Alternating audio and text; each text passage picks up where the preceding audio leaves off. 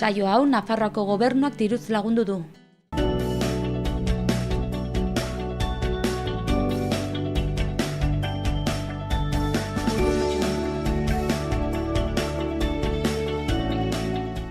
Arratsaldean guztioi eta ongi etorria Xaloa telebistara, uztailak 24 dugu gaurkoan astelena, egunez egun Iruñerriko hotsak eta zaratak saioan gaituzue. Arratsaldean zuri ere, Ainhoa. Arratsaldeon Larraitz. Zer moduz joan da asteburua, disfrutatu duzu, ongi pasa duzu? Bai, asteburu guztiek bezala deskantatu dut eta zu baita. Bai, oso ongi. Lizarran gainera izan duzue horrez, bai, erdiaroko astea. Bai. Eta bazagoen giroa? Bai, azoka zegoen eta beti bete egiten da. Bai. Oso ongi. Gaurkoan zer dugu elkarrizketen tartean, ustut kirolak ez alde guztietatik ditugula gaur astelena izan da. Bai, Ruben Goñi etorri da eta, bera da Nafarroako Kirol eta Gaztediaren Institutuaren zuzendaria eta Miguel Indurain Fundazioaren inguruan arituko da. Gainera duela gutxi ez, ustut bukatu dela aturra. Bai? Txirrindularitzaren inguruan hitz egiten. Oso ongi, eta esan dugun moduan kirol kontuekin aurrera eginen dugu, gaurkoan Berriozarko jaialai Zesta Punta Eskolako irakasle batekin egoteko aukera izanen dugu, Xabier Gamarra izan ere bihar bertan xistera zirkuitoa izanen dute bere herrian eta horren inguruko xehetasun guztiak emanen dizkigu.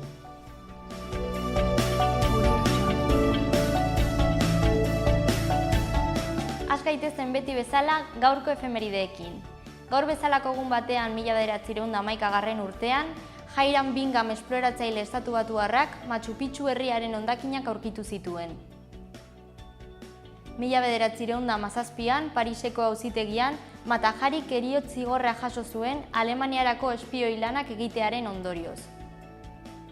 1977an Madrilen 40 urtez derrigortua egon eta gero, Sergei Eisensteinen Potemkin korazatua pelikula estreinatu zen.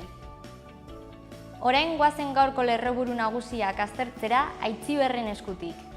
Arratsaldeon Ainhoa, arratsaldeon Larraitz, hauexe dira astelehen honek utzi dizkigun lerroburuak.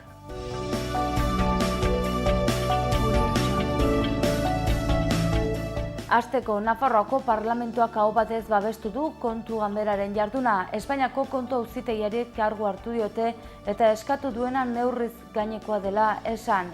Eta gure hizkuntzaren aldetik albiste onak, euskararen datuak hobetzen ari dira Nafarroan, inkestak eta neurketak diotenez ezagutza handitzen ari da orokorrean, erabilera gelditua egon da urteetan, baina zi egin da. Eta albiste honekin zerikusia duen bertze kontu batekin jarraituko dugu, Ana Oio herritarrekiko eta erakundekiko harremanetarako kontseilariak adierazi du euskarari dagokion leku emateko lan egiten ari direla. Eta bertze kontu batekin segituko dugu Antzinera martxan jartzeko baimena eman diote Azteoir autobus transfoboari. Madrilgo probintzia auzitegiak ez du delitu zantzurik aurkitu eta ondorioz kautelazko neurri gisa ezarri zioten zirkulatzeko debekoa kentzea erabaki du. Festen osteko irakurketa eta balantze egun hauetan EH Bilduk azken Sanferminetan erasoak jasan dituzten 12 emakume hauenganako elkartasuna adierazi nahi du. Koalizioa abertzalearen ustez, ekiditeko modurik onena hauek ikustaraztea, kontzientziazioa eta salaketa da. Eta Zibibox sarearen udako proposamenen artean aukera apartak, argazkigintza, informatika, patinajea, arte plastikoak, zumba, yoga eta pilates. Eta gaurko albisteekin bukatzeko Jose Ignacio Agorreta artista iruindarrak erakusketa estreinatu du Ziudadelan.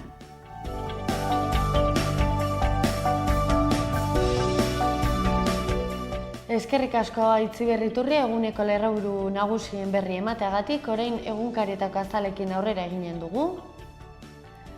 Diario Navarra egunkariko lerroburu nagusiak hauxe dio gaurkoan, Nafarroako 1000 ikasle gidatzeko baimen azterketa gabe geratu dira, greba dela eta 74 hauteskoletako galerak 250.000 eurokoak dira dagoeneko. Eta gainera hauteskolako nagusiek adierazi dute egoera egonezina dela. Bestalde gaurko argazkiko protagonistak Nafarroako haurrak ditugu, San Miguelen haurrak senidez lagunduta 70 ume gerturatu ziren Aralarreko santuarengana eta hortxe ikusi dezakegu albistearen erakusle den argazkia. Bukatzeko beste bi albiste gehiago, kirol kontuak Sergio Fernández Garaile Espainiako txapelketan eta Fromek irabazi du bere 4. turra. Aurrera egin dezagun Diario Noticias egunkariarekin.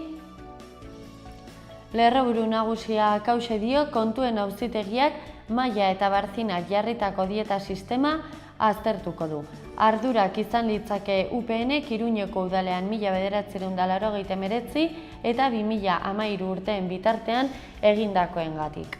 Bestalde gaurko argazkiko protagonista klaustroa dugu, klaustroan paseatzen bisitak berriz hasi dira zaharberritze prozesuan. Eta hortxe ikusi dezakegu klaustroaren argazki bat, bisita bat eginez. Beste bi albiste gehiago, batetik Sergio Fernándezek urrea lortu du 400 metroko esietan, eta bukatzeko nazioarteko gorespena Iruñeko biolentzia matxistaren aurkako kanpainarentzat. Bestelako kontua gaurko Gara egunkariko azalean, lerroburu nagusian lehentasun enpresarialetatik urrun dago lan osasuna, lan prekarietateak segurtasun arrisku gehiago eragiten dituela ere aipatzen dute. Bestalde gaurko argazki nagusian Donostiako jasaldia dugu protagonista nagusi, Donostia jasaren erritmoan, asteburuan jasaldian bete-betean sartuta igaro du Donostiak eta bihar emango dio amaiera. Bukatzeko beste bi albiste gehiago, etxebizitza hilean 250 eurotan baloratutako eskubide subjektiboa eta bukatzeko 7 talde historiko atortxurroken izanen dira. Eta bukatzeko joan gaitezen Euskal Herri Irratiko lagunen agerkarira, 3 albiste nabarmentzekoak, auto batek harrapatuta beste oinezko bat hil ostean mugikortasun seguruaren aldeko elkarretaratzera deitu dute. Bestalde 19 urteko gazte irurtzundar bat hilda errepidean, hau errepikatutako albistea dugu, eta bukatzeko Parlamentuak Nafarroaren autogobernuaren defentsa egin du Espainiako kontuen auzitegiaren aurrean.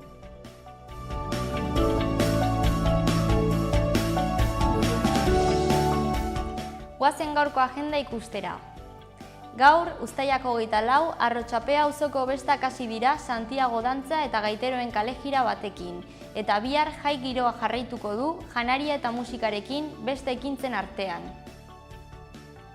Gaur ere, uztailako 24, Lar Gallego elkartean musika egonen da Volumen orkestrarekin, Santiagoko ospakizunak direla eta. Abuztuaren 8 arte, astelehenetik ostiralera, San Ferminen inguruko argazki erakusketa izanen da Kondestable jauregian. Abuztuaren 18 arte, astelehenetik ostiralera, 9 arte bestetan emakumeen paper aztertzen duen erakusketa egonen da. Abuztuak 31 arte, udako zinema ziklo batez disfrutatzeko aukera izanen da Golem Yamaguchi zinemetan, sarrera 5 euro. Abuztuaren 18 arte, San Ferminetako kartelen lehiaketan parte hartu izan duten 24 kartel ikusteko aukera izanen da Kondestable jauregian. Jarrai dezagun aste honetako agenda ikusten. Abuztuaren 30 arte, Eugiko arma lantegi zarra ezagutzeko bisita gidatuak eskaintzen dira. Ordutegia, asteazken guztiak 11etan eta igande guztiak 10:30. Aldez aurretik erreserbatu behar da eta doako sarrera dauka. Ostegunean, uztailako 27, El jovencito Frankenstein pelikula eskainiko da Baluarteko terrazan, sarrera 6 euro. Ostegunetik igandera, musika festivala egonen da Lakuntzan, Atortxurrok, 24 musika talde ezberdinekin. Ostiralean, uztailako 28, euskarazko pelikula eskainiko da Burlatako kulturetxean, doako sarrera. Iruña herriko udalerrietako berriak ezagutzeko unea iritsi da Larraitzen eskutik.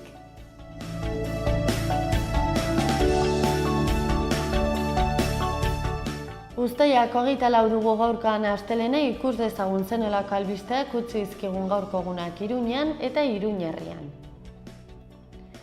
Iruñarekin hasteko, Jose Ignacio Agorreta artista iruindarra Zitadelan izango da berriz ere bertan bera utzitako gune leku eta eguneroko objektuei buruzko 55 olio pinturen erakusketa batekin. erakusketa irailaren 24 arte egongo da ikusgai mistoen eraikineko beheko solairuan. Eta kontu gehiago Iruña aldean, argazkigintza, informatika, patinajea, arte plastikoa, zumba, yoga, pilates eta arrantza besteak beste Zibibox sarearen udako proposamenen artean heldu zein aurrentzat. Epea zabalik da, baita ere Santoña, Kanfrank eta Iruñan barna irailan eginen diren 13 bisita gidatuetan izen emateko. Kontu gehiago Iruña aldetik, Iruñoko udalak eskola desberdinekin proiektu bat martxan jarriko du, komunitate zerbitzua egiteko aukera emanen du ikasleen artean. Eta konpainia zentroan 3 tailer digitaletan parte hartzeko leku libreak daude, neskato eta gaztetxoentzat zuzenduta. Su artifizialetako herri galdeketa epaimahaiarekin ados dago eta irabazle berdina erabaki dute. Kaballeri eman diote sari hau. Eta Sanferminetan itxita egon eta gero zitadela berriz ere ireki dute, su artifizialak dela eta itxita egonda. Eta astelehenero egiten dugun moduan joan gaitezen lehenik eta behin Antsoain aldera, artisauen postu finkoa, jostailuak eta bestelakoak eta puxiken salmenta ibiltariak Antsoaingo 2017ko festei begirako datu eta xehetasun guztiak udalgo orrialdean dituzue.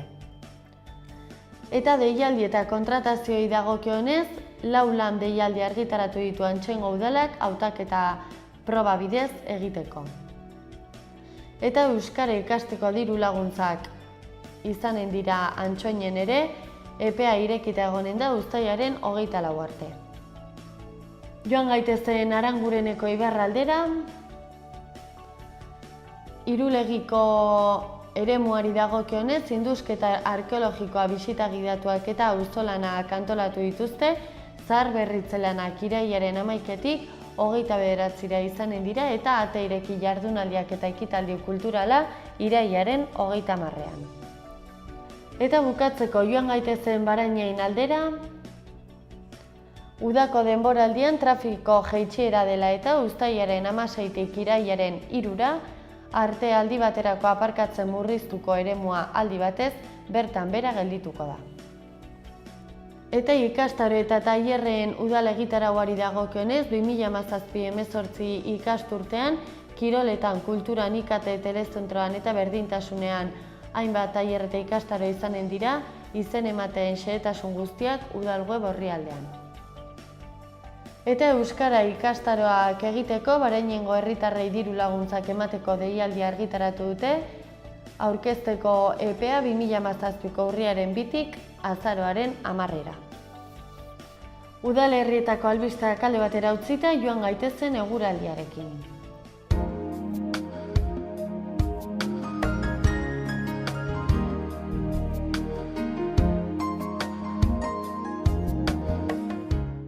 Gaurkoan uztailak 24, giro hodeitsua orokorrean Nafarroa osoan. Ipar-mendebaldeko haize ahul-bizia ibiliko da eta tenperaturak berdintsu mantenduko dira. Iruñe aldean ere hodeiak nagusi eta ipar-mendebaldeko haize ahul-bizia ibiliko da, 22 eta 14 gradu arteko balioa utziz. Baztanen zerua hodeitsua egongo da eta arratsaldea aurrera egin ahala atertzera egingo du. Ipar-mendebaldeko haize ahul-bizia ibiliko da eta 16 graduko maximak eta 13 graduko minimak emango dira. Bihar Iruñe aldean hodeiak nagusi. Euri txikia botako dute eta ipar-mendebaldeko haize ahul-bizia ibiliko da, temperatura asko jaitsiz. Baztanen bihar zerua oso hodeitsua egongo da eta euri txikia edo ertaina egingo du. Ipar-mendebaldeko haize ahul-bizia ibiliko da eta temperaturak nabarmen jaitsiko dira. Elkarrizketekin aurrera eginen dugu, gaurkoan kirola kalde guztietatik. Bai, Ruben Goñi etorri da, Nafarroako Kirol eta Gaztediaren Institutoko zuzendaria, eta Mikel Indurain Fundazioaren inguruan arituko da. Interesgarria elkarrizketa? Bai, oso. Eta bestalde batetik zesta punta kontuak izanen ditugu gaurkoan, Xavier Gamarra etorriko zaigu, bera Berrezarko Jaialai zesta punta eskolako irakaslea da, eta bihar hitzordu berezia izanen dute gainera bera herrian.